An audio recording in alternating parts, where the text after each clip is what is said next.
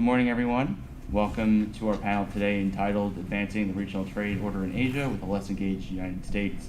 My name is Kyle Ferrier. I'm the Director of Academic Affairs and Research at the Korea Economic Institute of America, or KEI, which is also putting on this panel today here at ISA.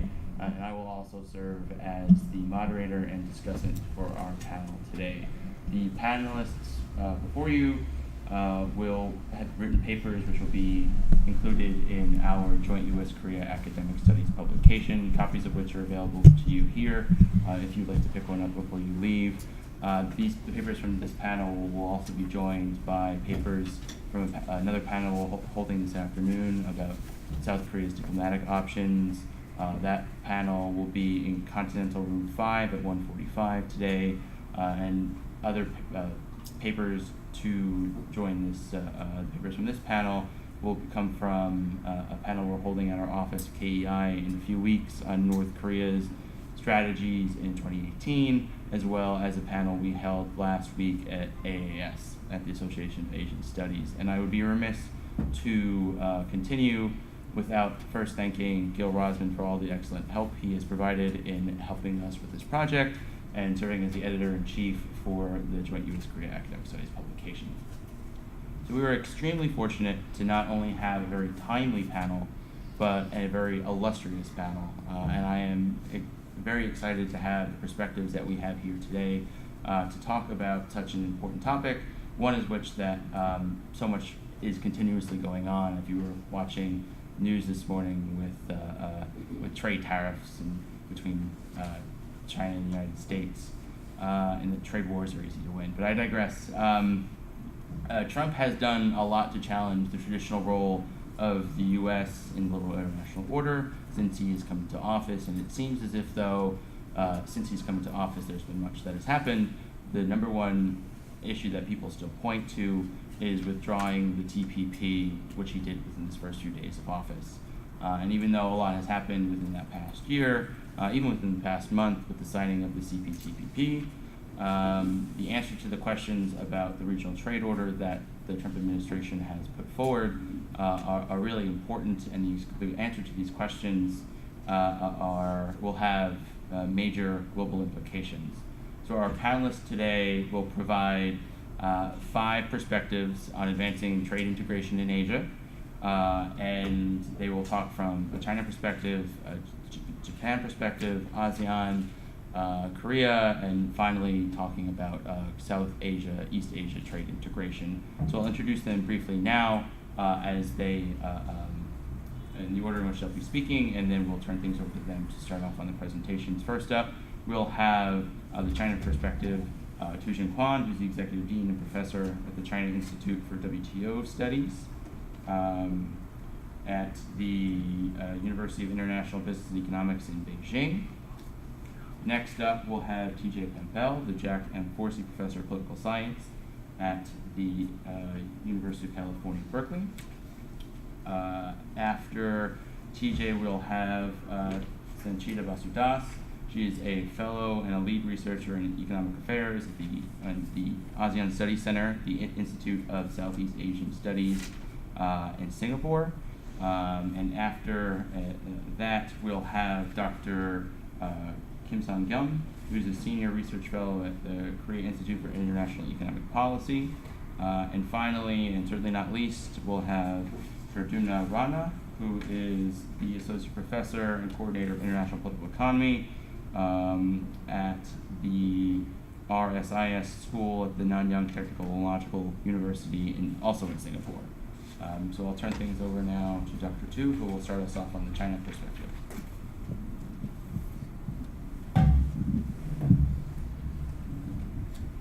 Thank you, Kyle, for your introduction.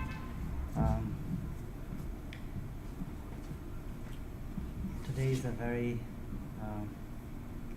interesting day. Actually, yesterday I got dozens of calls from Beijing asking me to talk about the ongoing trade war.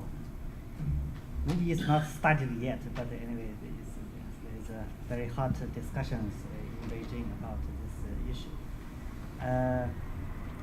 That is kind of a destructive action, but now I'm talking about some constructive action.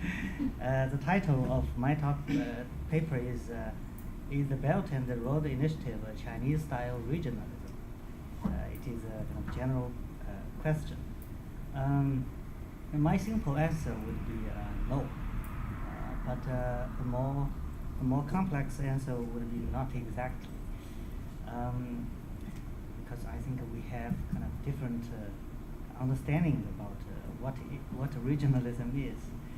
The fact is now we are having distinct versions of definition of regionalism or globalization, particularly between the two leading countries. As shown in the trade war announced continuously yesterday, the two leaders are claiming to defend globalization by fighting with each other. I would say globalization is currently at a real risk. The ongoing backlash against globalization actually took place in 2008 when the global financial crisis burst and the WTO Doha round negotiation collapsed. The crisis severely damaged the credibility and the legitimacy of US-style market economy, while the Doha collapse shook the foundation of US-led international liberal trade order. Since then, the visions on world economic and trade system became divided. The main difference was between US-led advanced economies and the Chindia-led, China and India, also Brazil-led emerging economies, blocking the hope to promote US-style globalization. That is why and when the United States turned to mega-regional initiatives like TPP, TTIP, and TISA. The intentions of these mega-regionals were actually to mobilize globalization through an alternative approach, still under the leadership of the United States, and excluding some non-like-minded countries such as China and India. The TPP was once labeled an ABC plan, anyone but China. In particular, the TPP touched upon some issues which the Chinese government is very sensitive about, such as SOEs, data flow, and the labor standard. The difference over these issues actually reflects the fundamental distinction between the two systems. President Obama, along with his globalists, were planning to make rules first and to frame China later, like WTO accession. However, the strategic legacy of Obama was totally destroyed by his successor, President Trump. The rise of anti-globalization in the United States is a little surprising since the macroeconomic situation looks fine. At least it is much better than 2008-2009. But Mr. Trump successfully spurred the sentiment among a group of Americans and took advantage of it for his presidency. Now the United States does not only give up its leadership in globalization, but also tries to destruct it by unilateral trade actions, blockage of WTO judges' selection, denial of regional and multilateral arrangements. There is a possibility that global trade governance will proceed without the US. Actually, just a few days ago, the former Director General of WTO, Pascal Lamy, said other WTO members should go without the United States, especially to approve the appointment of WTO appellate body members. So there is such kind of possibility. China does not attach so much strategic ambition and importance to RTA's regional trade agreements. China has mainly been trying to use its FTA network to foster and reward strategic allies as part of its strategy to build an international environment conducive to China's goal of peaceful rights. RTAs are largely supplementary tool to enhance diplomatic relationship. China does not mainly intend to promote trade liberalization both internally and externally through negotiating FTAs with partners. As a major trading nation, unlike India and Brazil, China is truly in need of further trade and investment liberalization. Yet, as a less open and market-oriented economy, China is not in a so comfortable position as the United States and the EU, which only need to require other partners to accept their demands while making few changes to their own institutions. Therefore, it would be difficult for China to make significant and fundamental institutional reforms in opening up. It is also unrealistic for China to negotiate with big developing countries because they are afraid of its overwhelming competitiveness in manufacturing. Now, especially like the ongoing ASEP negotiation is also slow in progress. One big reason is India is afraid of reducing its tariffs on industrial goods because India is afraid that China's imports will hurt Indian industries. Therefore, it is only feasible for China to negotiate FTAs with small and medium-sized advanced and developing countries like Switzerland, Australia, New Zealand, or Pakistan, or Asean countries, because China would be unafraid to give them concessions and able to refuse calls for institutional changes from them. With so many limitations, the FTA approach is seen as not yet, at least, very suitable for China to achieve relevant economic objectives. While the Chinese government repeatedly claims the Belt and Road Initiative does not aim to pursue its own purposes or to establish an exclusive sphere of influence, but rather to produce mutually beneficial outcomes and prosperity for all, China certainly has its own self-interests to pursue on the BRI. In economic terms, China's goals are to boost exports of overbuilt industries, encourage Chinese companies' overseas investments, and promote the internationalization of renminbi. However, these economic benefits could be gained without BRI.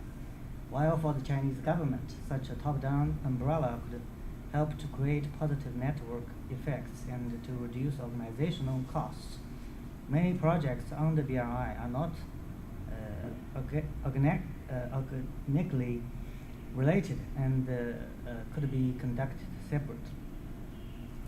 So in my view, BRI could be viewed as a Chinese model based on its traditional culture competing with the Western style.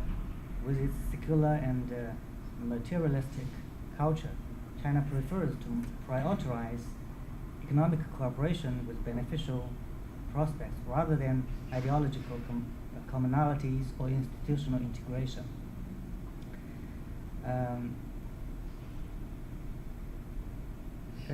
China's economic and political model will go along with Chinese development funds and foreign investments. Though the government always claimed that the BRI is for common prosperity and shared destiny, the official documents never forget to emphasize that BRI is a Chinese program with significant Chinese characteristics and different from the previous and existing international regimes. China intends to achieve strategic purposes from BRI through economic approaches. There is no need, actually, to deny these selfish benefits. However, it is also unreasonable to suspect that China is plotting to exploit countries due to self-interest, because there is truly potential for common interests.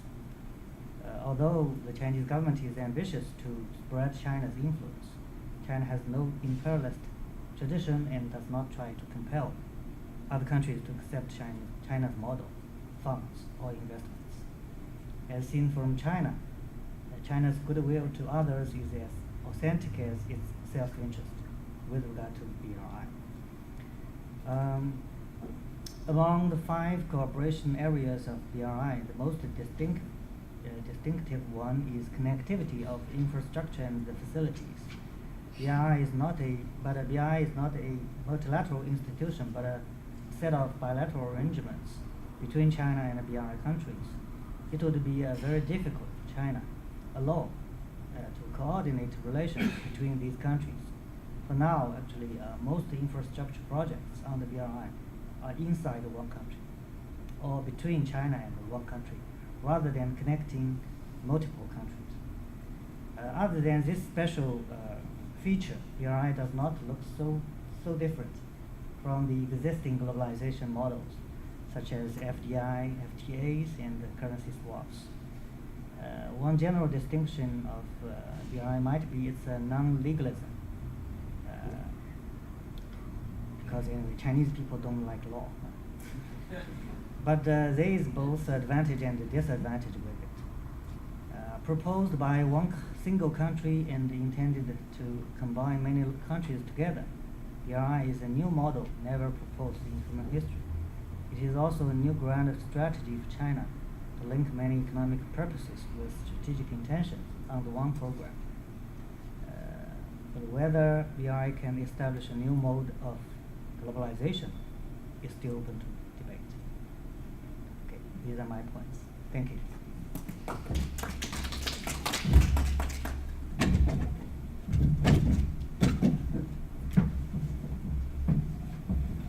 Should be okay on time. Give me a heads up in 5 minutes or so.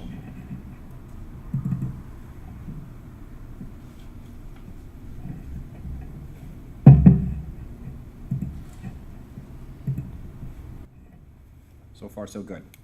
Okay. My presentation is called Japan in the Driver's Seat, Reshaping the Regional Trade Order Without the United States. And just to telegraph my basic message at the very beginning, the several points that are critical to the paper. The first is that the liberal democratic order that was in place globally and regionally since the end of World War II was highly beneficial to both Asia and to the United States. And it was particularly helpful to the prosperity of Asia, included a big contribution to the overall Asian economic miracle with which we're all very familiar. But I think it also can take a certain amount of credit for peace across the Asia-Pacific and the reduction of security tensions state to state. Unfortunately, from my perspective, that order is now under attack by the xenophobia, nationalism, protectionism, and anti-multilateralism of the Trump administration. And within that context, the Japanese government is endeavoring, along with other advocates, to retain the order or to retain a modified version of the order despite the absence of the United States, despite the actions of the Trump administration. And I think this plays out most significantly in the context of the TPP, which has moved now to what I'm going to call the TPP-1 or the TPP-11 to avoid the alphabet soup that was previously mentioned. Just a word or two on the liberal democratic order. I'm sure most of us are familiar with it, but just a couple of quick reminders because there are a couple of points in there that I think are important to keep in mind.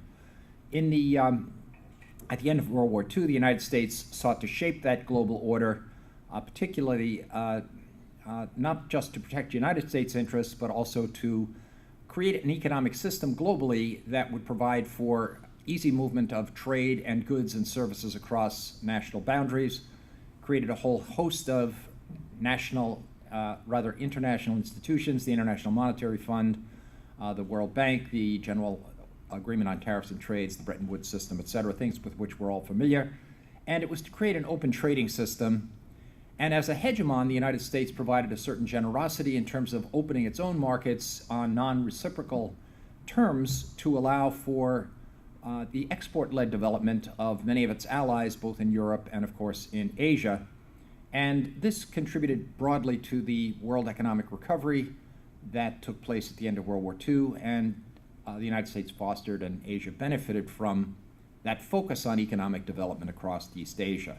In essence, the United States fostered an economic model that was designed to provide an alternative to the communist-led state-owned enterprise system that was fostered by the Soviet Union and its allies, and to encourage Japan, and subsequently Korea, Taiwan, and other countries in East Asia to provide a more open and internationally comparable set of systems.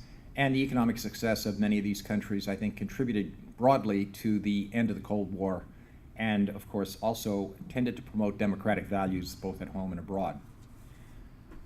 A quick reminder of how the Asian order, the order in East Asia, prevailed until, roughly speaking, the Deng Xiaoping reforms of 1978-79 during the Cold War. Basically, we had a bipolar division: communist countries, authoritarian countries on the one side, capitalism and democratic countries on the other. And important for what I want to suggest, the military interests and the economic interests of most countries tended to overlap.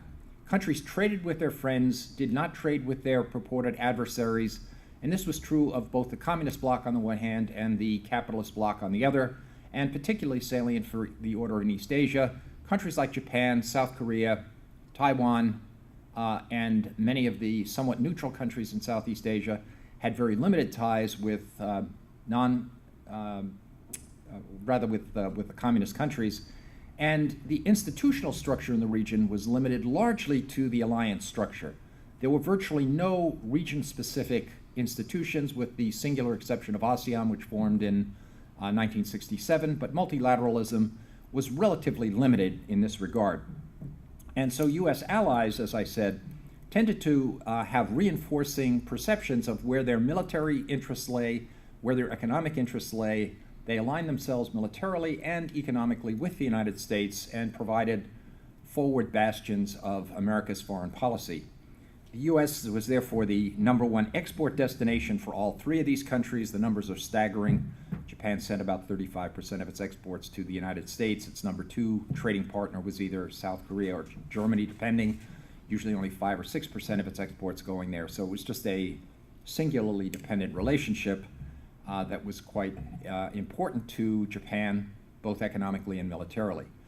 In the aftermath of the reforms, particularly by Deng Xiaoping, and then furthered by the developments in terms of the collapse of the Soviet Union and its allies, we saw several trends taking place across the regional order in East Asia.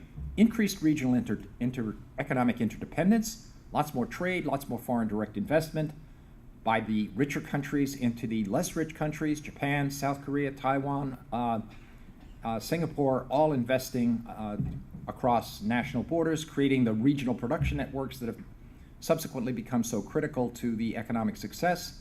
A second big trend: rise in multilateral institutions. This was particularly true after the Asian financial crisis, but it was preceded by APEC, the ASEAN Regional Forum, the ASEAN +3, the Asian bond market. You can go down the alphabet soup in this regard. It includes the Shanghai Cooperation Organization promoted by China. But we've seen, roughly speaking, since 1997-98, a huge increase in the number of multilateral bodies, many of them designed to complement the broader global trade order. And importantly, as I suggested earlier, we've seen a period of peace in the region. The absence of state-to-state conflicts in the period since '79, the Korean conflict ending in '53, put an end to state-to-state conflict in Northeast Asia. The Vietnam-China conflict in Southeast Asia ended in '79. We've seen no state-to-state conflict since then, despite lots of tensions and the notion that the region is ripe for rivalry. But increasingly, economic and security interests have become decoupled for many countries, including particularly Japan, which now finds China as its major trading partner, many other Asian countries as its key trade relationships, and simultaneously depending very heavily for the United States on security. Just a couple of quick reminders on free trade agreements in East Asia. Big jump. My neurosurgical skills are shown by the linearity of that pointer that I've used.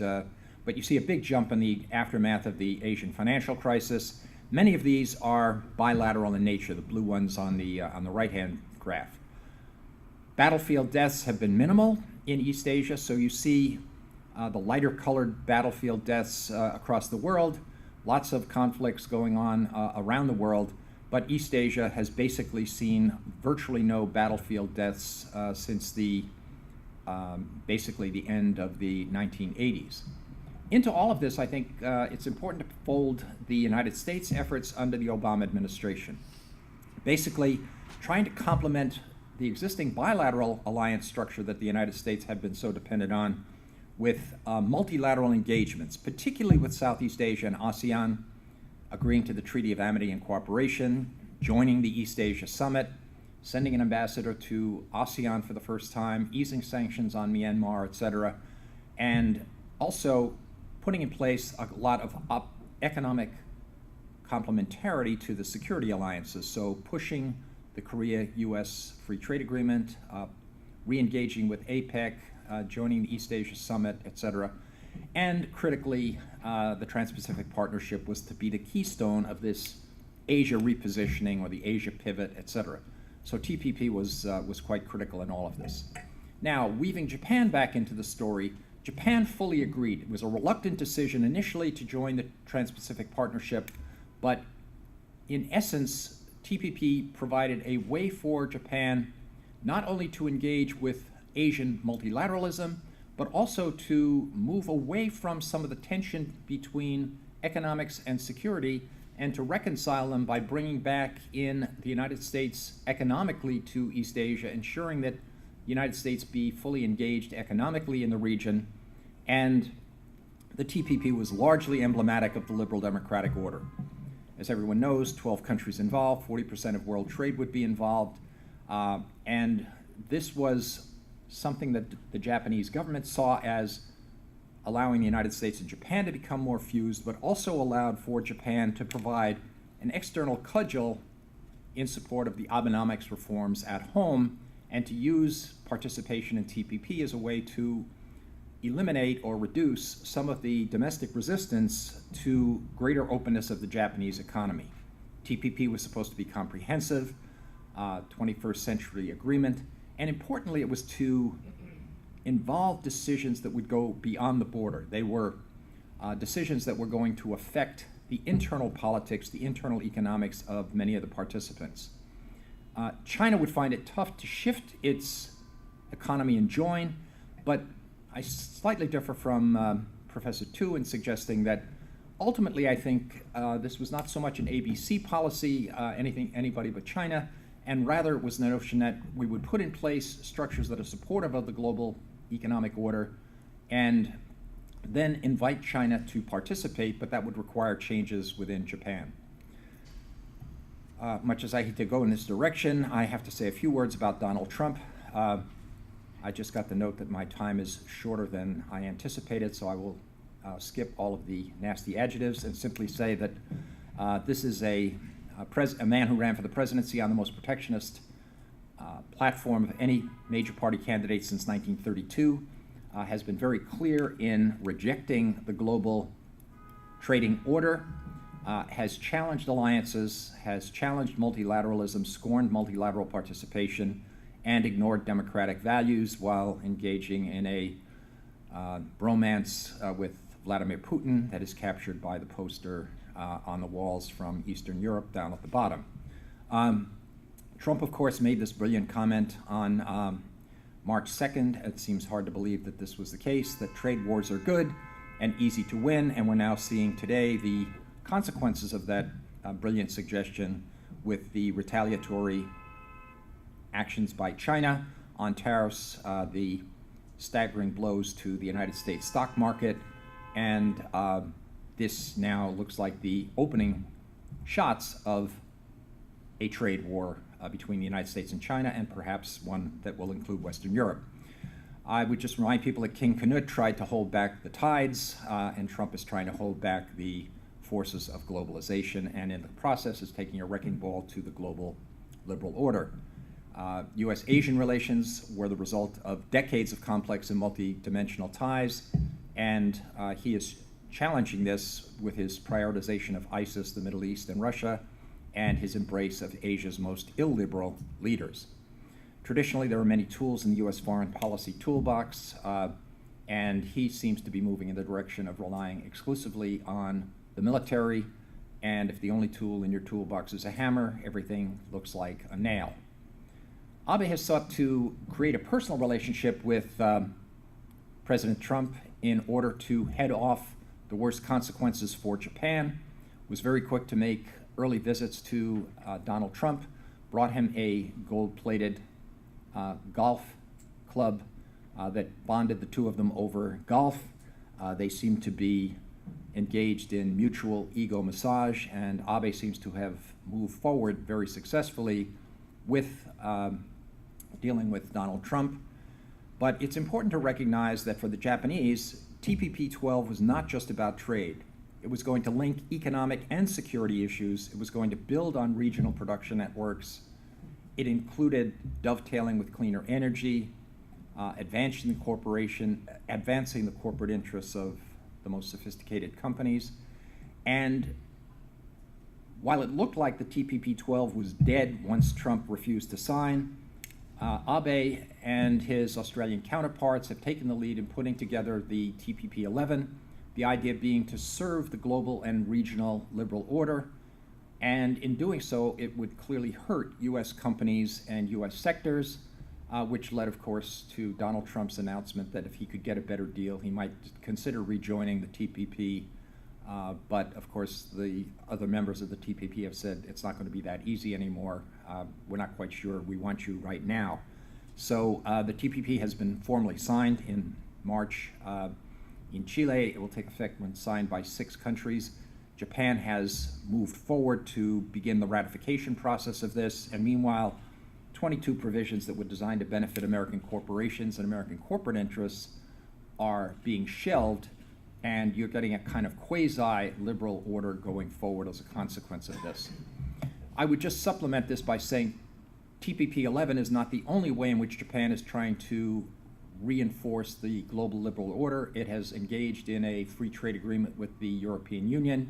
It is also, I think, doing its best to engage in cooperative investment ventures with China, even though it's not joined the Belt Road Initiative.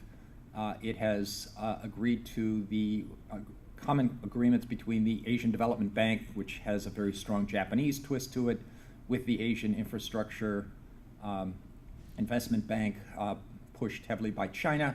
So there's a lot more economic cooperation going on within the region than might be suggested simply by TPP. And I think 2 other quick points before concluding.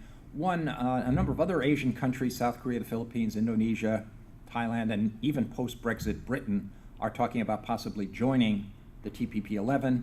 And if some combination of that group of countries joined, the actual economic import would be greater than that if the United States were to rejoin as well.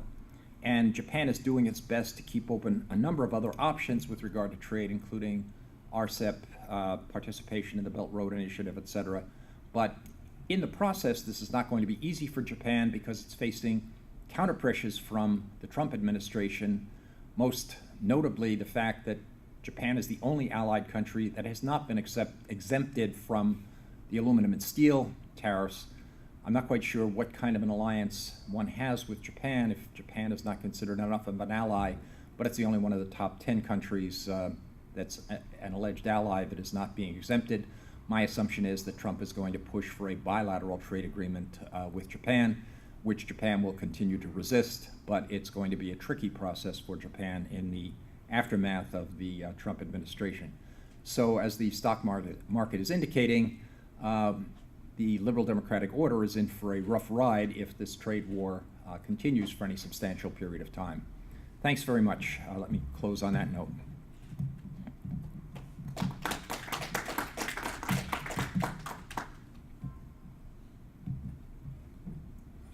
can't get rid of this baby. Here. Oh, I knew I had to get rid of something. Thanks.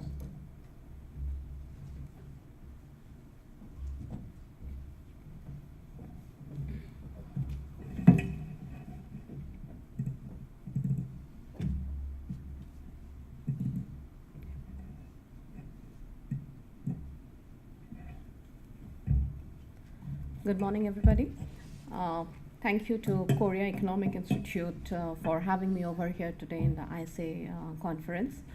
What I'll be talking about is ASEAN's approach to the regionalism, and ASEAN has been following this since the 1990s, early 1990s, and it's part of many different regional economic cooperation, starting with its own economic integration of ASEAN Economic Community. Then they signed the ASEAN +1 free trade agreements. Then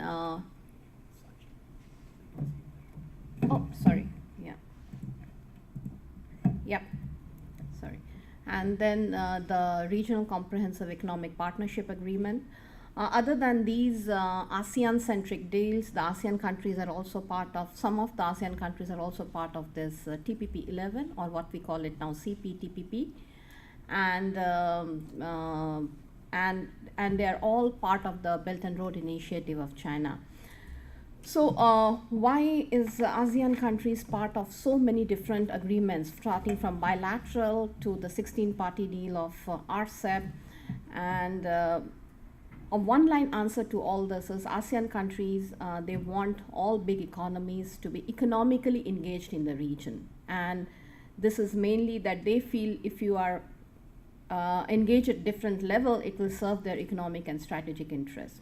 So I'll briefly tell you about the different agreements, and then I will say you what are these economic and the strategic interests of the ASEAN countries. So first, the AEC was established in 2015, but even though the political leaders, they mention a lot has been achieved, it's mainly a work in progress.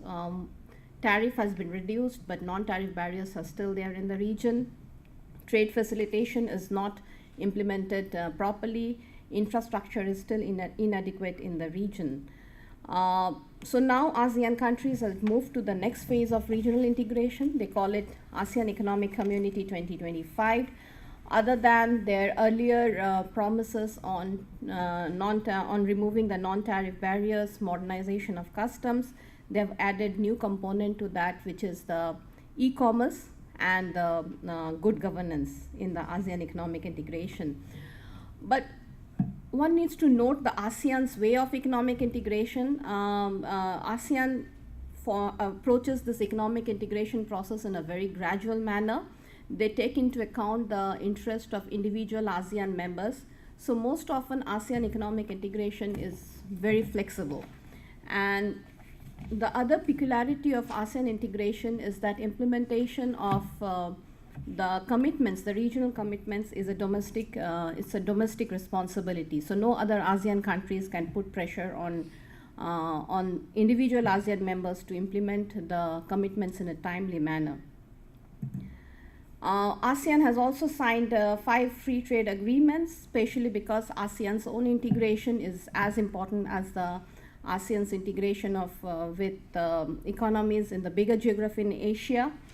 But the issues with these FTAs are they are signed in different point in time. They are very different from each other in terms of scope and depth. So the businesses have never paid much interest to these regional integration. So to overcome this issue of low utilization, ASEAN countries moved on to the RCEP negotiation in 2011. But even after, I think, 21 rounds of negotiation till early this year, RCEP is still facing many challenges.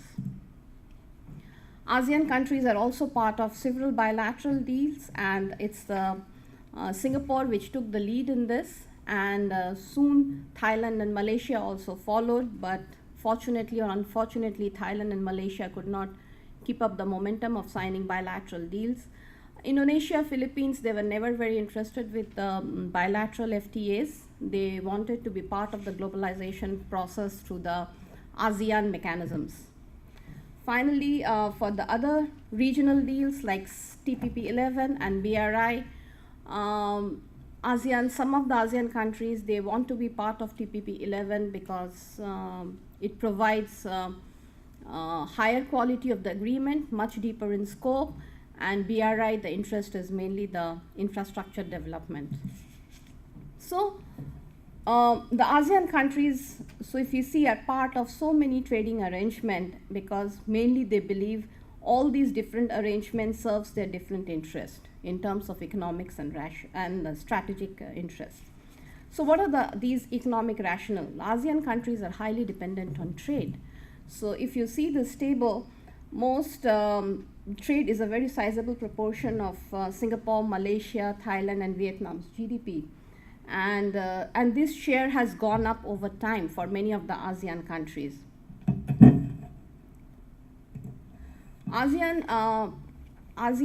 Most of these trade agreements in ASEAN are very comprehensive in nature, so they are not just talking about the tariff reduction, they're talking about many of the non-tariff barriers, customs modernization.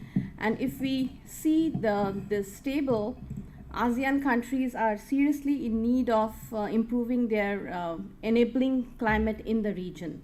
So many of the ASEAN countries, they think being part of a regional exercise will give them the push factor to undertake domestic reforms. Then there is the case of the attracting FDI, because FDI has long played a very important role in ASEAN countries. And but after and of course the starting point is the Japanese FDI, which was later followed by American and the European firms investing in the region. Now China is a big investor in the ASEAN countries. But if you observe this graph, ASEAN countries, which was a leading destination of FDI in the early 90s, the FDI slowly fell down in the mid-90s, and China overtook it after the 90s. Actually, earlier, before the crisis, and the moment of the Chinese going into China went up after the 97-98 crisis. So it was around that time in 97-98 when the policymakers in ASEAN, they felt that no, they need to get together, provide the economies of scale to the foreign investors, and attract and gain in terms of FDI in the region. So if you see towards the end of the 2014-2016, ASEAN FDIs have gone up, and they are almost at par with in 2013-2014, ASEAN and China FDI are almost par with each other. And then the other factor is ASEAN's, like I was mentioning, ASEAN countries' own integration is as important as their trading with China, Japan, and South Korea, and this is mainly because of the production network that have formed in that part of the world. And so to support that mechanism, ASEAN countries feel like their own integration should be supported by the ASEAN +1 FTAs with China, Japan, and South Korea. So of course RCEP comes in because like I was mentioning, none of the business community paid much interest in the ASEAN regionalism exercise. And then the TPP came in because, like I mentioned, TPP have very deeper interest in terms of trade agreements, especially covering issues like labor, environment, which are generally not discussed in the ASEAN agreement. So for a country like Vietnam, Malaysia, Singapore, who wants to advance the FTA beyond the ASEAN, the comfortable FTAs of ASEAN, they are the part of the TPP arrangements. So moving to the strategic relevance of interest of the ASEAN countries, if the Minister of Trade of Indonesia, Dr. Mari Pangestu, in 2004, 20, and 2011, she mentioned that ASEAN economic cooperation is part of the country's foreign policy. So the top level policymakers, they are very open in saying that it's not serving economic interest. It's mainly for the strategic all these trade agreements have a lot of strategic value. So earlier in the ASEAN Free Trade Area, which was announced in 1990s, it was mainly to provide a political purpose to Southeast Asia after the end of the US-Soviet confrontation and the Cambodian crisis. The leaders felt that the ASEAN regional integration will provide some sense of regional identity. Then, as we moved to AEC, it was viewed as a normal extension, as an extension of economic initiative from individual ASEAN economic cooperation initiative like AFTA, AFAS, and other plans to a more comprehensive one. And AEC was expected to play the role of a hub, a very strategic position in the regional organization. Like the AEC was not just ASEAN's own integration, but also the focal point for ASEAN Plus One trade agreements. RCEP came into the picture because there was a lot of discussion in East Asia whether they should have an ASEAN Plus 3 arrangement or ASEAN Plus 6 arrangement. While China was pushing a lot for the ASEAN Plus 3 arrangement, there are countries who have apprehension towards China-led integration model, so they are supporting the ASEAN Plus 6 arrangement. So that is when ASEAN promoted this RCEP arrangement. For the bilateral and the other deals, like I mentioned, Singapore is the most advanced country in signing the bilateral agreements, and it would like to strengthen the long-term strategic alliance with the major powers and trading powers using the FTAs. And this is repeatedly mentioned by very senior policymakers in Singapore. For Thailand, the idea is to raise its diplomatic status in global economy, and TPP, or earlier the original TPP, was to keep US engaged in the region. So my concluding point going forward on the future of regionalism for ASEAN, ASEAN will continue to be a promoter of economic regionalism because the countries are too small just to exist on their own. But at this moment, they're feeling a lot of pressure both internally and externally. Internally, the challenges are emerging because all countries are not equally benefiting from the regional integration. If you see this table, you will see Singapore is the country who is attracting most of the FDIs, whereas there are countries, the less developed ASEAN countries, who are still not there to capture the FDI attention of the foreign investors. So the countries have benefited differently, so it's shaking the belief of many of the ASEAN countries whether regional integration is for them. Then for many ASEAN countries, they are feeling infrastructure development is the most important factor at this moment. So before going into pursuing a regional integration, they need to build the infrastructure. So this is where the external challenge is coming in. And China is seeing this as an opportunity to introduce its own model of economic cooperation, which is the BRI. And like my earlier panelist was saying, BRI is getting implemented on a bilateral basis. And this seems to be where the solidarity of ASEAN seems to be breaking. So my concluding point, so although economic regionalism is a crucial measure for ASEAN countries' economic growth, there are many uncertainties at this moment. ASEAN's principle of open regionalism seems to have hit a ceiling as countries like China are seeing this as an opportunity to gain economic access into the region. ASEAN is also struggling internally to manage the momentum of its own economic cooperation. The member countries are paying more attention to their own domestic needs like infrastructure rather than the regional imperative of ASEAN Economic Community. Thank you very much.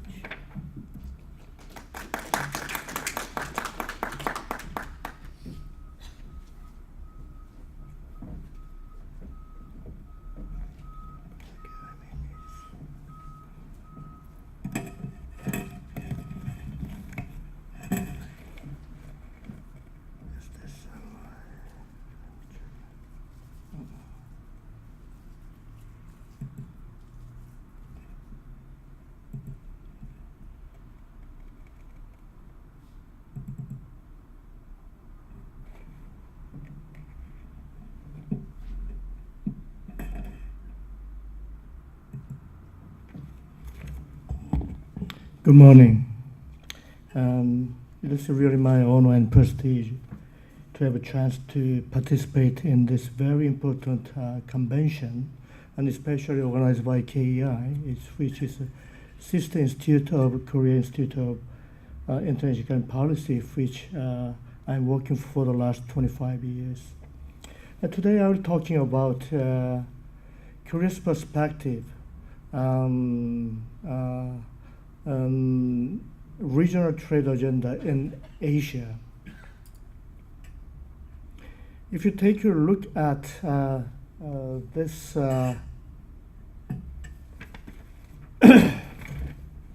map,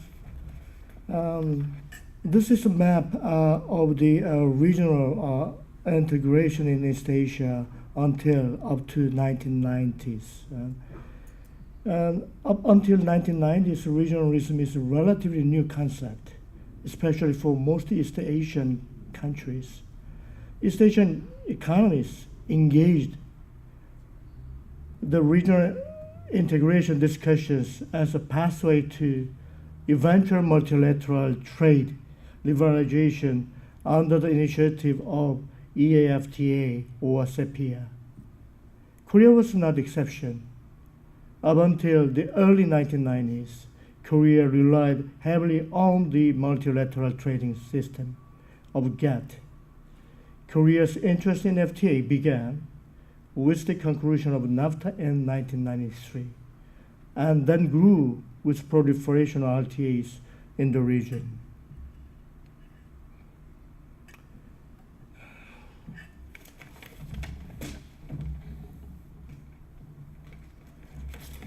I don't know clearly why some of the maps I drew on the original version is not showing up here, but however, this is the, I see, this is moving. Evolving process like East Asian regionalism. So, okay, how do I go back to, okay. This is the state of play of regional economic integration in East Asia. And you can see lots of difference between two maps. Since the turn of the 21st century, the growing independence deepened the value chain of the global economies intensified the need not for Korea, but for most Asian economies to engage in regional economic cooperation and integration. The ultimate goal of Asian regional economies will be to create Asia and Pacific Economic Community as envisaged by APEC FTA discussion. If mega FTAs such as CPTPP and RCEP demonstrate potential to consolidate into larger scale RTAs, they could serve as a desirable pathway to advancing regional economic integration in East Asia and Pacific Rim as well. This is a very interesting chart, and I construct for this conference. Recent statistics I found in 2017 indicate that the number of regional trade agreements notified to the WTO by economies have reached 265. When I refer to economies including East Asia and ASEAN and Pacific countries that is a member of the APEC.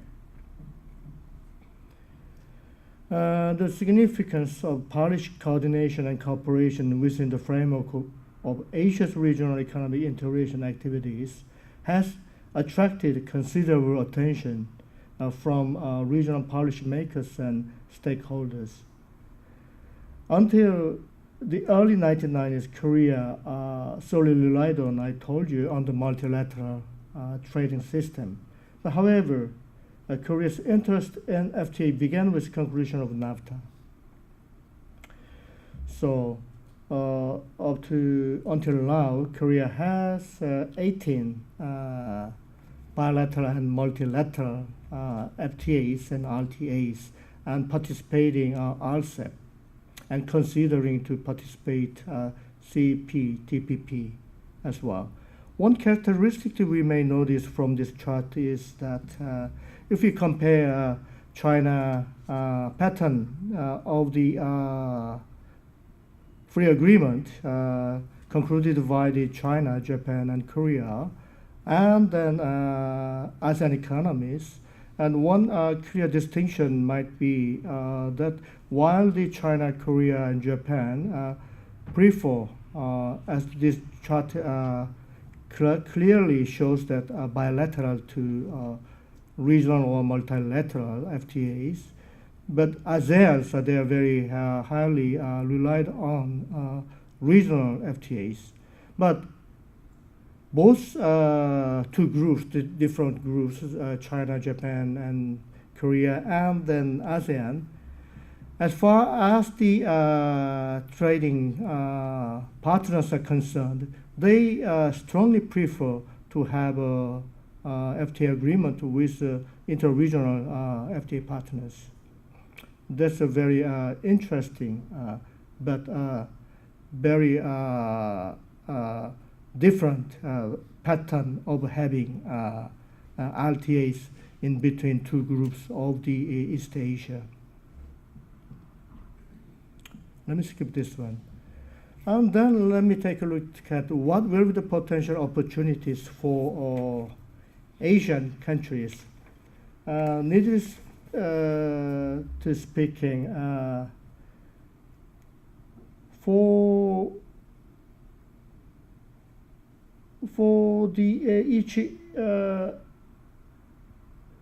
the FTA to be a driving force of sustainable economic growth, it should satisfy for the following three conditions. The first one is a huge trade opportunities. Second one is economy of scale. And third one is increasing competition. East Asian economies satisfy most of the conditions for sustainable economic growth and addressed above these three conditions. On the top of these three conditions, East Asian also demonstrate untapped integrate potential. If you take a look at this regional, this graph here, regional integration potential, East Asia's level of regional integration represented by a score, or this score, which is 0.61, indicate there is still considerable scope for increase in regional integration. This also implies that East Asia is achieving around 61% of its current integration potential. This means when we index this score, if we place number 1 to Western Europe, European Union, East Asia, stage of East Asia is 6.61. That means that it has a great potential to be integrated more. The other opportunity is that, ironically, economic development gap will provide East Asia with opportunity to be integrated deeply. East Asia is not a homogeneous region. The contrast starts by looking at income and economic differences. But however, this also gives opportunities. If you take a look at the ASEAN region, the growth rate is very high and very stable, even in the period of after crisis or financial crisis until 2015 and 16. They showed a very stable growth rate. Then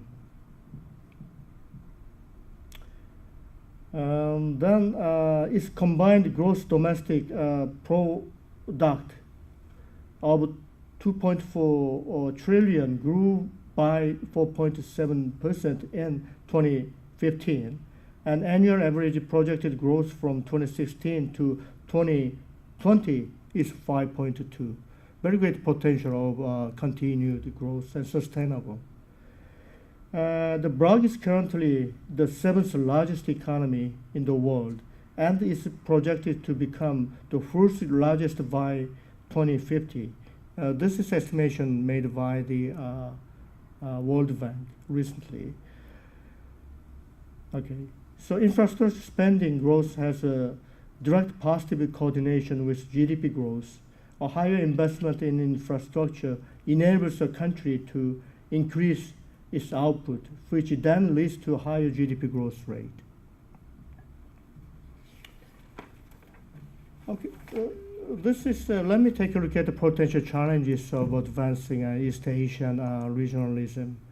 Among others, I believe the lack of clear political leadership that have been pointed out many previous speakers. The most fundamental obstacle is the lack of political leadership. Also, I guess many cooperation agreements have no specific work plan, time schedule, or review mechanism. This is a proliferation of FTA and spaghetti ball effect, technical and administrative complication, and uncoordinated and open conflict in rules of origin make integration more costly. And many businesses do not feel the benefit of the integration, and they believe that it's very costly, but however, they don't feel FTA is useful. This is very misguided perception, but however, anyway, rule need to be simplified. Last but not the least, important and is the obstacle is the spread of protectionism. Then, as you see this graph, protectionism measured by G20 economies is growing and is widened. And even in the period of 2016 to mid-May 2017, G20 economies applied 42 new trade restrictive measures. And this is a great threat to East Asian economies to be integrated more. Let me skip this part of that and then conclude with the what Korea could act to advance the regional economies. There are many factors why Korean switches its policy stands from a single to multi-track approaches to pursue an FTA, among others. First one is the FTA is an effective tool to eliminate trade barriers and to promote the restructuring of trade and industrial structures. Second one is the successful regulatory reform and conformity to the international rules and standards embodied in an FTA framework would help accelerate the restructuring and opening of the Korean economy. The third one is in contrast to multilateral approach, the formation of FTA have offered Korea to quick and efficient prescription to resolve issues. The issue is that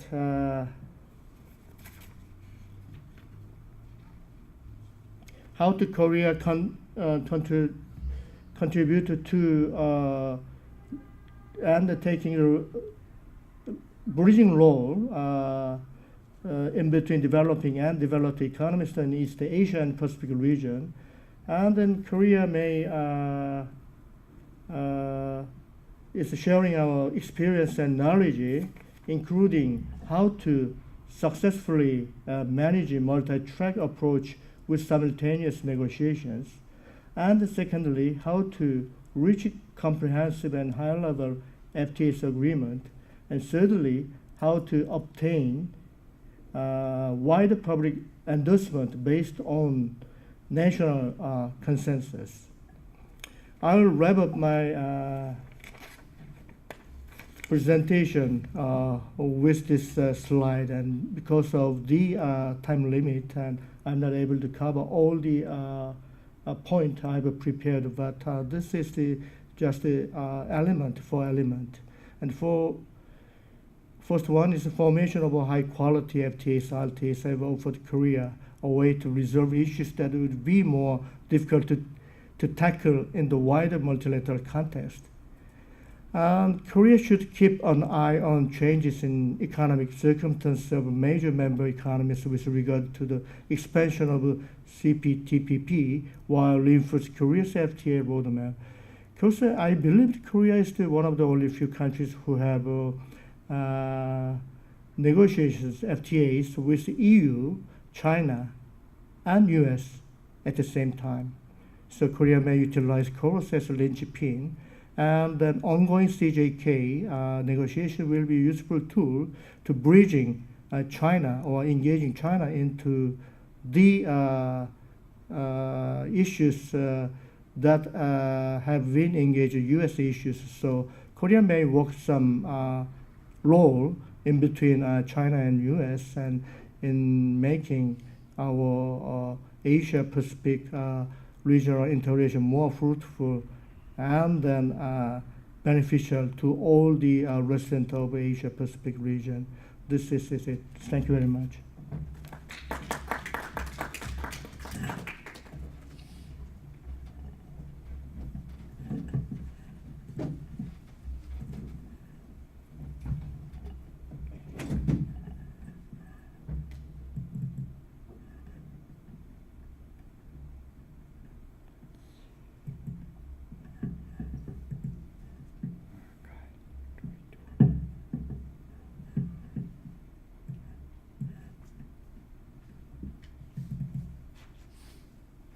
Hi, good morning everyone. First of all, I would like to thank KEI and Kyle in particular for inviting me here all the way from Singapore. I'm going to talk to you briefly on economic integration between South Asia, East Asia. I suppose a lot of you know that India is South Asia, but there are other members also, Pakistan, Bangladesh and all that. In fact, before the partitioning of India and Pakistan in 1947, we had the Indian subcontinent, one big landmass, one country, right? Then Pakistan was created and later Bangladesh. So South Asia, integration between South Asia and East Asia. East Asia for my paper includes not only the ASEAN countries, the 10 ASEAN countries, but ASEAN plus China, Japan and Korea, 13 countries. So the focus of my paper is economic integration between South Asia, East Asia. My paper has these 5 sections. I will not have time to go over all this, so I will basically skip many of the slides. The first topic I would like to focus on in the presentation is why talk about South Asia, East Asia integration. Well, South Asia, East Asia integration is part of South-South trade, and South-South trade always becomes prominent when North-South trade faces some issues, like it is facing now. Rising protectionism in the US, we all know that, right? And I believe that Asia's response to rising protectionism in Asia has been threefold. First, Asia is trying to construct a new order. TJ talked about CPTPP already. Sanchita talked about RCEP. Hopefully RCEP can be expedited. Singapore chair is keen to get it on board as soon as possible, hopefully this year. And the ASEAN leaders were in Delhi in January this year. They came up with the so-called Delhi Declaration. They are also looking at RCEP minus X formula. Hopefully that could lead to some success in the negotiation. So first prong is constructing a new regional order. Second prong is enhancing regional connectivity, because connectivity reduces transport costs and promotes integration. So as we know, BRI has identified 6 land and 1 maritime corridor. Then as Sanchita mentioned, there is the, I hope she did, Master Plan on ASEAN Connectivity 2025. And we have the new initiatives which are alternates to the BRI, Asia-Africa Growth Corridor. It's a maritime corridor. We don't know the details there, but some vague concepts are starting to emerge. And we have the Indo-Pacific Partnership, which is the old Quad, and that is US, Japan, Australia, and India. So that is happening. The third prong is enhancing inter-regional integration. So we have a block. We have the ASEAN block, or broadly the East Asia block, and inter-regional linkages of this block. We have the hub and spoke approach. Interlinkages is increasing with EU, with Latin America, and also with South Asia. So we have the bloc and the links. So we have the three-pronged approach emerging in Asia along those lines. And South Asia, East Asia is part of the third prong. That's why I'm writing this paper. Okay. And the reason why I'm interested in this subject is South Asia has been the laggard, as you know. India had its golden age from 2004 to 2008, when it grew by 8.9% per annum for these 4 or 5 years. And there were some successes in creating jobs for the millions of masses. India creates about 12 million, new employees in the job market every year. So it needs to have growth rate of 8-9%. But now it has slowed down, although still the fastest country in the world. Average growth rate of India after 2008 has gone down to about 7.4, not 2.0, they will hit me on that.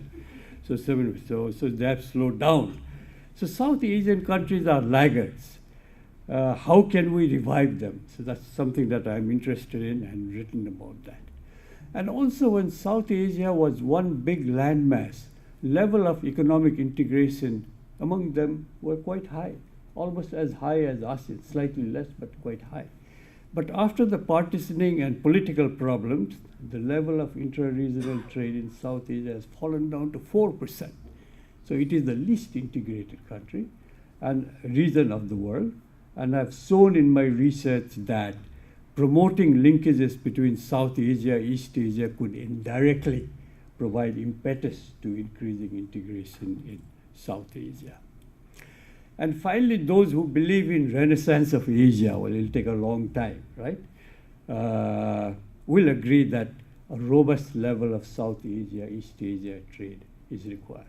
So for all these reasons, I think this topic of South Asia, East Asia integration is important, and I've spent several years of my life doing research on that subject. Okay, in the post-1990 period, now we have to distinguish between traditional trade. Traditional trade is, of course, trade in final goods. Then we have the new theories of trades in parts and components, production network trade, supply chain trade, and all that, which now accounts for roughly, according to IMF estimate, 70%, as high as 70% of total trade. So in the post-1990 period, traditional trade between South Asia, East Asia increased rapidly, albeit from a low base.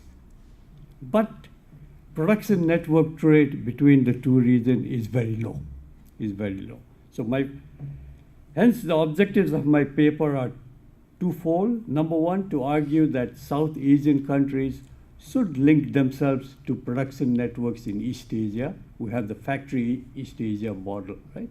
Center for production hubs and all that stuff.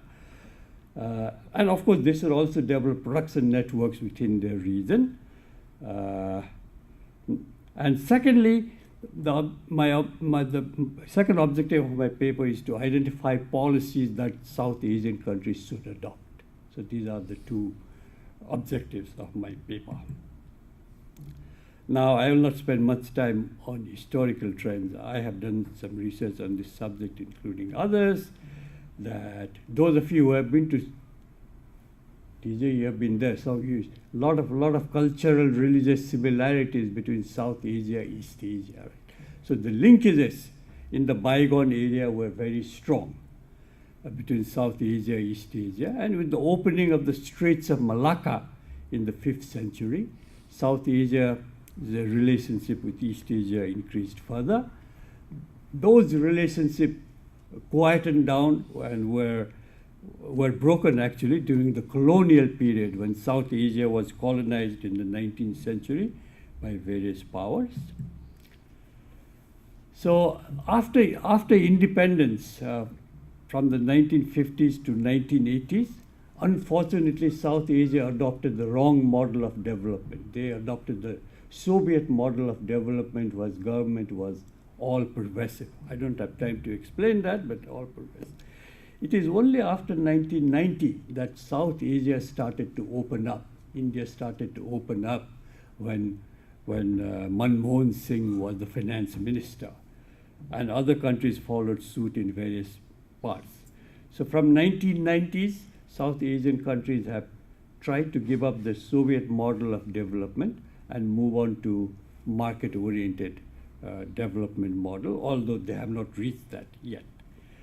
And as part of this reform movement, South Asian countries have also adopted the so-called Look East policies. They want to learn from East Asia, they want to trade, and they want to attract investment from East Asian countries.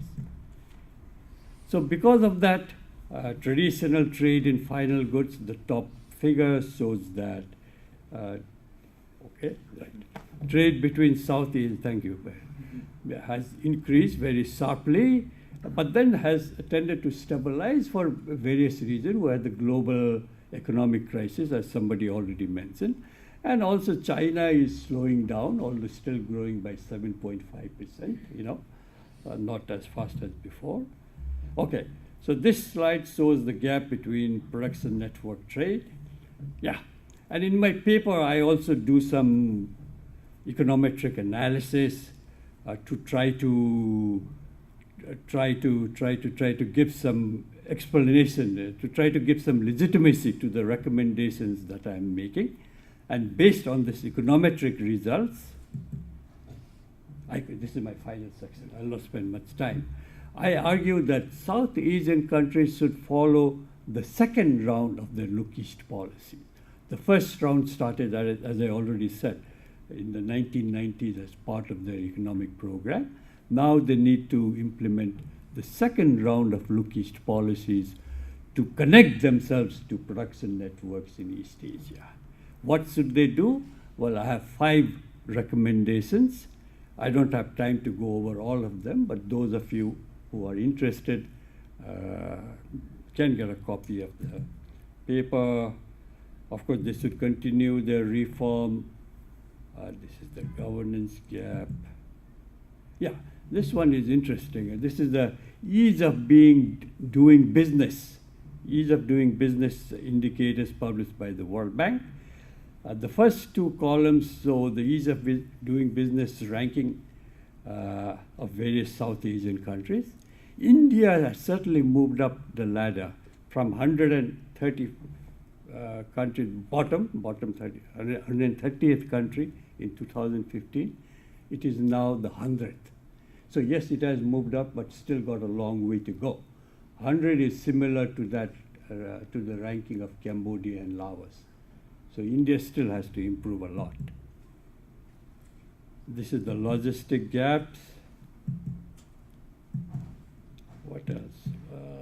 The quality of infrastructure, what's out there.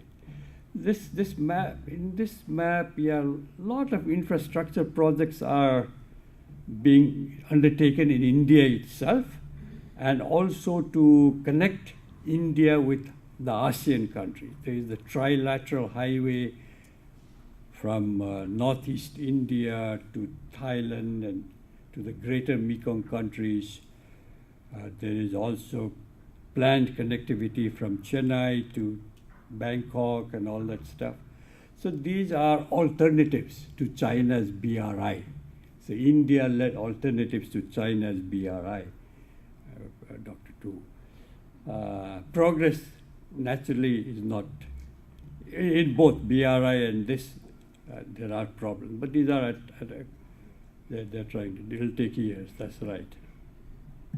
But concept, intention is there. Thank you. I hope I didn't take too much time. You're under time. Thank you. Thank you all for great presentations. We covered a lot of ground, and rather than do what you traditionally do in discussion roles, go through each panel go through each paper, because of these these papers were so complementary.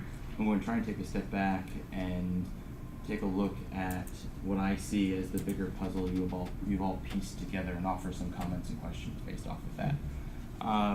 So to start off, in the absence of U.S. leadership, China, the other great power in the region, has claimed that it's ready to take on the leadership role, but it's wanting to do so on its own terms, as you had mentioned, and it sees the BRI as a way to do so, which essentially allows for greater market integration with less rules. as you mentioned, the Chinese are not necessarily fond of legalism. This is also, in conjunction with the BRI, you see this with RCEP and limited rules as opposed to the CPTPP, TPP 11. And then for Japan, in pursuing the counter to this in the TPP 11 by simultaneously pursuing trade integration and trade rules. But the question still remains: does it have enough weight behind it to offer an effectual counterbalance against China in light of the United States taking a step back from its traditional role as the upholder of the democratic liberal order in the region? And turning to ASEAN, foreign investment and trade is still integral, so it must continue to stay engaged with larger regional partners. And that's why it's been so involved in RCEP and BRI, and some members are also part of the TPP 11 to CPTPP. And then Korea is a very trade-dependent economy and still emphasizing the importance of the Asia-Pacific, as well as trade integration within East Asia, and its middle power status could play an important role in pushing through trade integration. And because we tend to focus so much on great power politics and rivalry between China and the United States and the future of the global trade order and how it's shaped in Asia, we often forget that there is tremendous gains to be had from trade integration between East Asia and South Asia. So moving from that framework based on those presentations that you all had just made, I would like to ask a question with two parts on BRI, one directed towards you, Dr. Tu, and one directed towards you, Dr. Basudas. Dr. Tu, in your paper, you had stated that BRI has great strategic value for China and that is able to advance Chinese self-interest with Chinese self-characteristics, assuming the Chinese characteristics of globalization, by largely circumventing the rules that developed countries want China to adopt or creating new Beijing-led institutions that parallel the function of existing multilateral institutions such as the AIIB.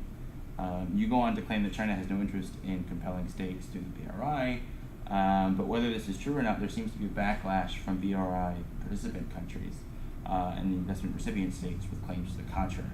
Now, without strong institutional or rule-based checks as part of the BRI, how can China expect to effectively counter those claims of exploitation or things along those nature, other than just saying, no, that's not in the nature of our self-interest, that's not what we're doing?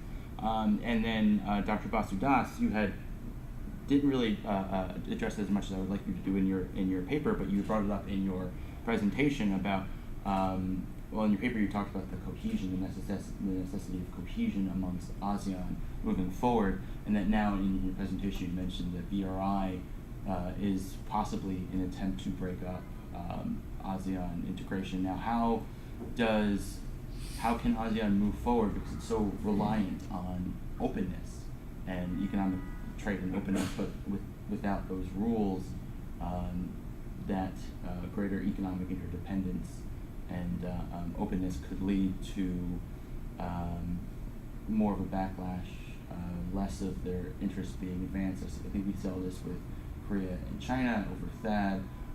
There weren't necessarily the rules in place to protect Korea from backlash against the placement over Chinese retaliation over the placement of the terminal high altitude area missile defense system, and China was able to exert its weight against Korea. So how do those interests of ASEAN sort of balance out looking forward? And then turning over, my second question would be to Dr. Pempel. You had ended your paper talking about the delicate balance that Japan has to strike between the United States on the one hand and the CPTPP countries on the other. And looking to the future, is this balance sustainable? I know you had mentioned in your presentation that if other countries join, they may be able to supplement the U.S. In terms of GDP weight represented in the CPTPP. But because of the security role that the United States plays, not only for Japan but for other countries in the region, is it possible to advance both security and trade interests in the region without the U.S. playing its traditional role? And a related question to Dr. Kim, it was a very interesting presentation, and Korea has often been on the periphery of the TPP, and it was good to see that you're talking about Korea becoming more involved. But I would press you to think about how the THAAD issue I had raised and Korea's balancing act between the United States and China on trade integration really plays out on how you see Korea looking to advance the regional economic agenda moving forward in the region. I know you said Korea can play a moderating role, but to what extent does its role between the United States and China influence how it will prefer the regional agenda to be advanced?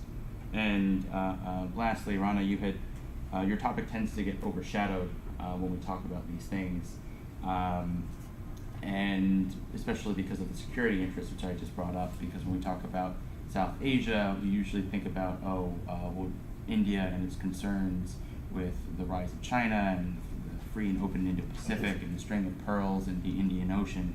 So how can we really better reconcile the two narratives of the security concerns some of the countries in South Asia are facing, particularly India, and the need for greater trade integration, which really could have a great benefit for both East Asia and South Asia? Dr. Tu, if you want to start us off, and we can.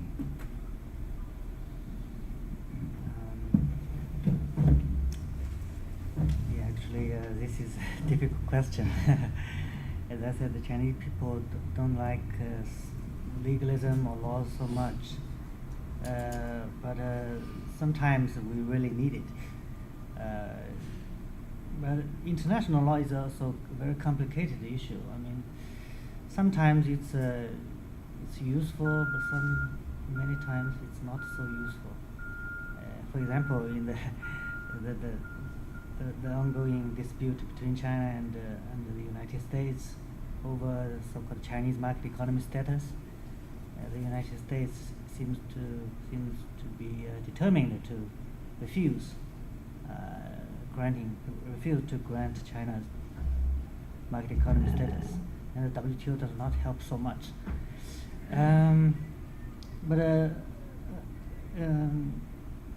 on the other hand, also there are also many Chinese experts propose that China should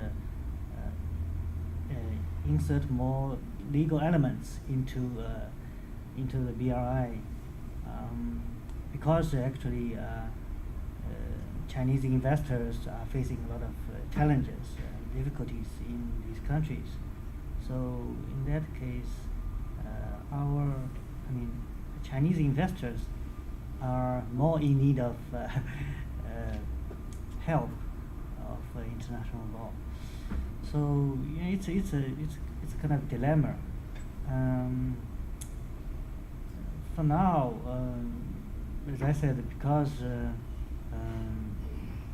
China has some bilateral investment treaties with some countries, so now China is also trying to update these bilateral investment treaties. But and also China proposed to introduce so-called investment guidelines during the G20 Hangzhou summit. But it's not mandatory again. So in my view, I think for now at least, the Chinese government still prefers the kind of, as I said, kind of cooperative approach rather than a legally binding approach. Or in the eyes of many Chinese people, international laws are very difficult to be enforced or to be truly binding. So in the end, it depends on willingness of countries to comply with these rules. Actually, in the case of the WTO, which we believe has a very strong legal system and enforceability, but still, in many cases, when some big powers like the United States do not want to implement WTO rulings. Nobody can compel the U.S. to do that. Well, I think we have to move on to Yeah, the question anyway, of other yeah. respondents, just so Sorry. that we have enough time for questions from the audience. Thank you. Good answer. For the case of ASEAN, like I was mentioning earlier in the presentation, its own integration is slowing down. The momentum is slowing down. The countries are taking a wait-and-see approach of how US will move with the regional integration eventually, or how China is developing the BRI project. So in ASEAN, the focus, a lot more discussion is happening in the infrastructure area, because countries like Indonesia, Thailand, they're realizing like if your infrastructure is not ready, it won't help in economic integration. And that is where again the BRI is coming in. So how ASEAN is trying to manage the internal dynamics and the global dynamics is first is like it's following the multi-layer approach. It is like it has bilateral, plurilateral, mega regional, multiple things going around, and they're seeing India and Japan to provide the balancing act against China, but it's hard to happen.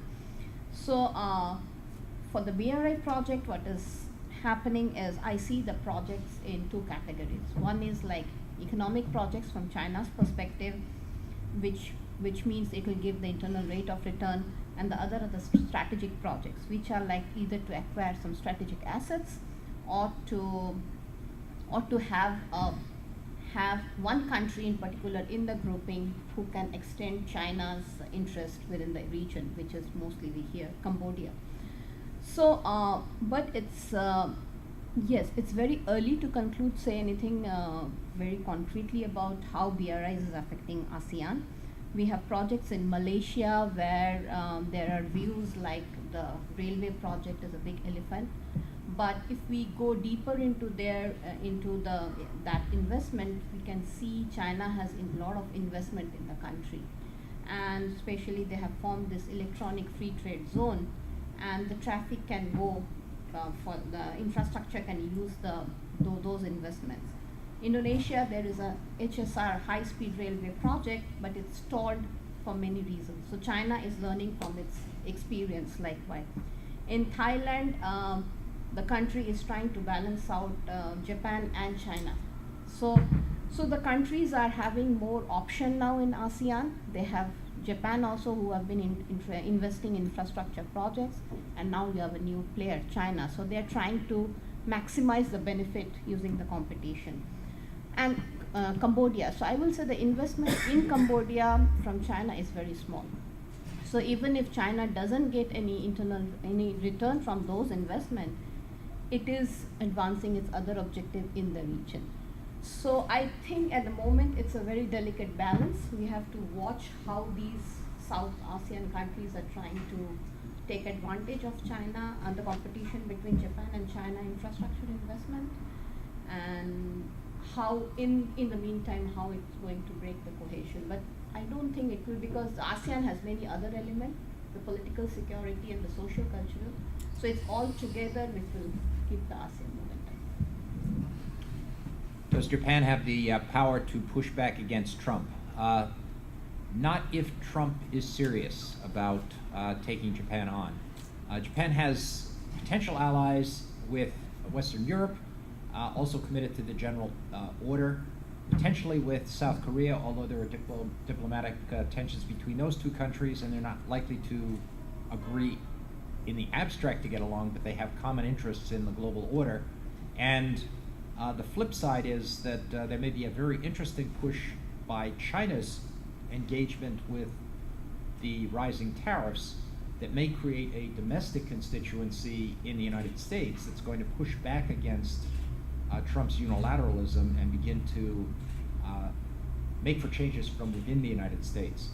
The biggest hope for Japan, of course, is that Japan does not get into Donald Trump's Twitter feed for more than 24 hours at a time. If he can avoid that, then I think there's a chance that the order will remain coherent, with Japan playing a cohesive role in that regard.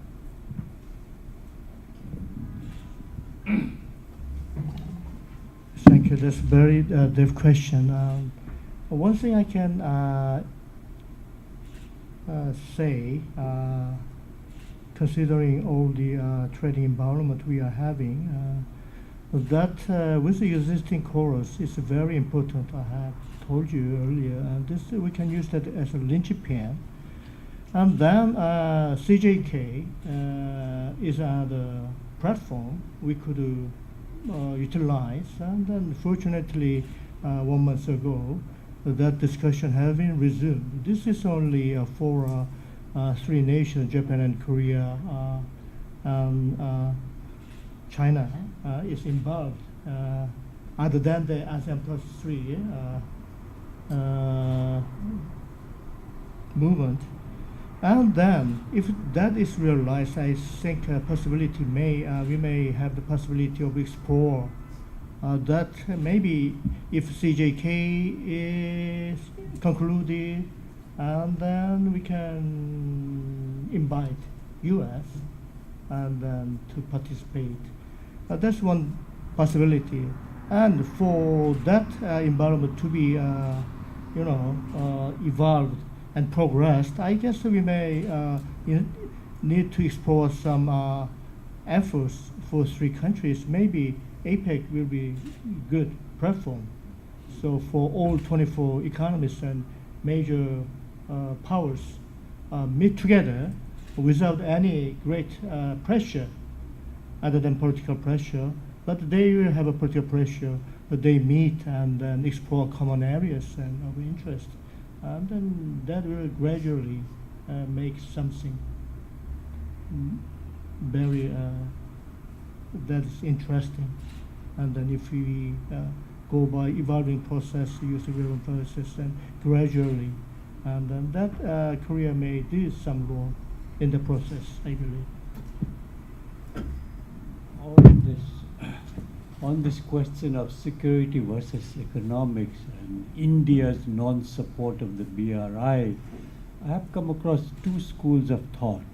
There are the old guards in Delhi.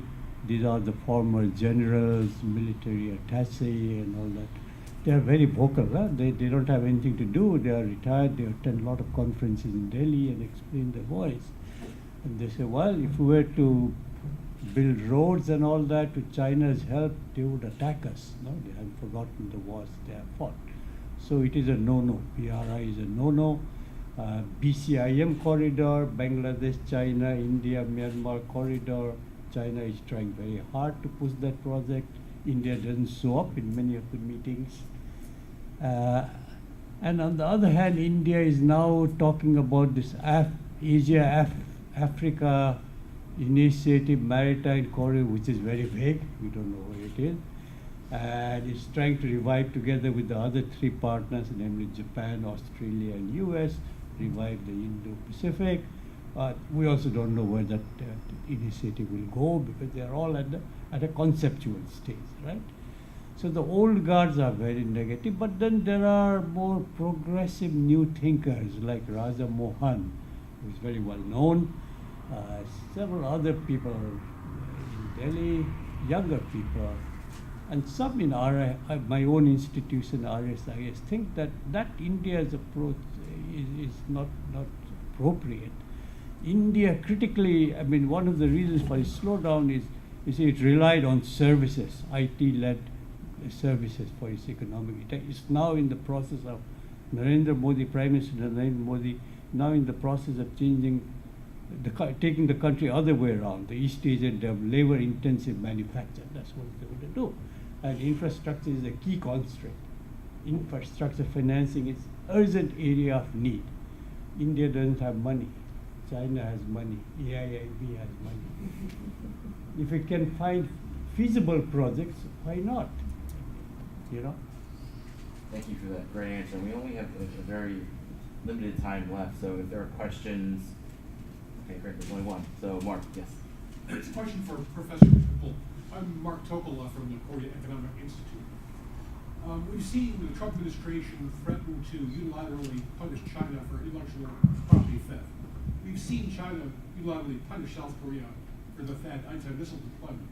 Are we entering a post-rules era or can the rule system deal with these exceptions? So are the rules going to hold, bend, or break? Dr. Campbell, if you just hold on one second. Sure. Judy, do you have a question? Sorry, I couldn't see you. The podium was in the way. Oh, I'm sorry. My name is Judy Ruffin. I'm a research fellow at the National University Agency. I have one question for Teresa and then another for first question on China and the WTO. You've been sort of unraveling for us what China's position is in the legal atmosphere within the WTO framework. And you briefly mentioned some of the challenges that WTO has institutionally going forward. I think you're referring to the amplifying judges appointment and U.S. bloc judges.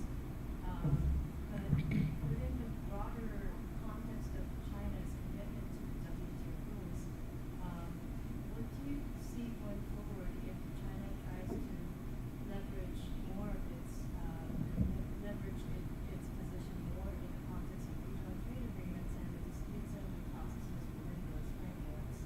Because RCEP doesn't have a clear one, TPP doesn't have a clear one, and forum shopping in terms of dispute settlement for participants in these regional frameworks, they may not necessarily mean that WTO would be their option if RCEP participants want to choose to have a dispute settlement system within the RCEP. It has to be more thorough in resolving trade disputes with China or other countries. And second, for Professor Temple, a few weeks back, I think maybe a couple of months back, UK expressed a certain interest in TPP and Japan welcomed it. And I was in Japan this past weekend trying to just dissect what all that meant at deep, but I could not get an answer. So if you have an answer for us, please spell that out. Sorry, we have one question over here. Thank you very much. Very quickly, and question first to the first speaker about the federal initiative. And you mentioned that federal initiatives seem to symbolize China's approach to bilateralism. It was a less legally binding approach. I'm just wondering, and another parallel institution like AIB was really multilateral, and in a way that China was really attached to international rules, and how these two parallel mechanisms in a way define China's future engagement with regionalism. And another very quick question to the final speaker, and in your presentation you mentioned a very interesting concept of RCEP -1 approach. Could you elaborate a bit on that? Thank you. Since we are almost out of time, I would ask if everyone could please briefly respond to the questions presented.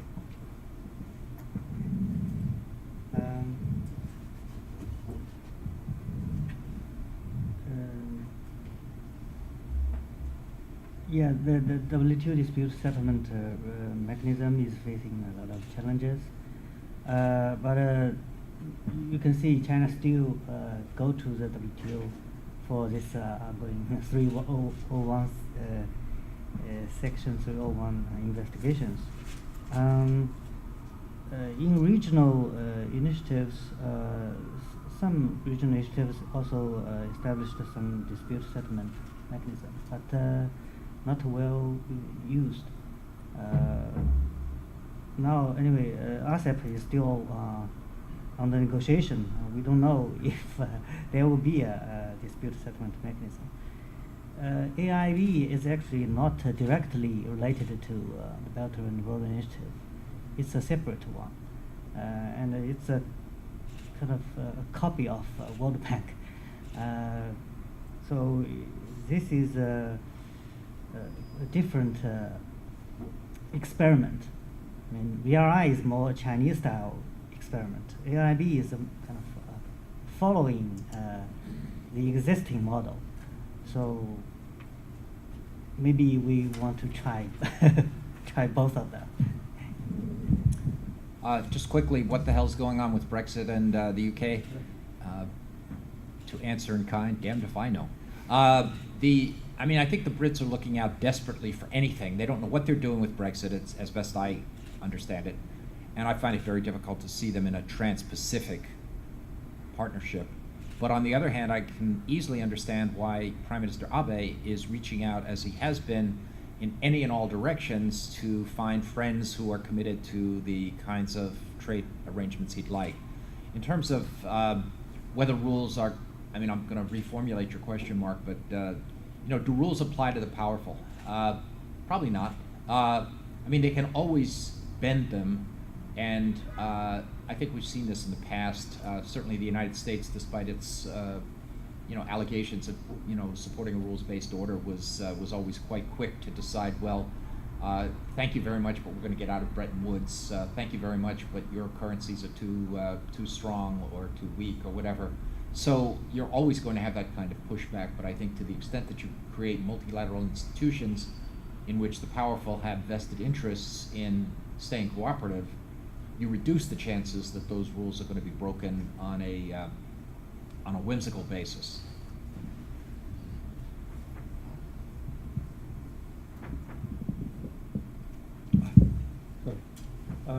The concept of, very quickly, the concept of RCEP -1 is similar to ASEAN -1. If some country is not willing to join an initiative right now, they can withdraw, put it on hold for some time, and come in as and when they are ready. That's it. That's it. So, give some flexibility. If you want to add. Yeah, I'll just. So yeah, 2 points I just want to add. One is the RCEP dispute settlement thing. So ASEAN doesn't, all ASEAN agreement has a DSM provision, but they believe more in interpersonal way of resolving disputes than taking to court. So even though all the agreements have it and RCEP will have it, the countries will still use the WTO one. So if the WTO one is not working, it's difficult for the ASEAN countries. And for the RCEP -1 thing, there's a lot of speculation that because India is creating issues in the RCEP negotiation, that RCEP will go without India.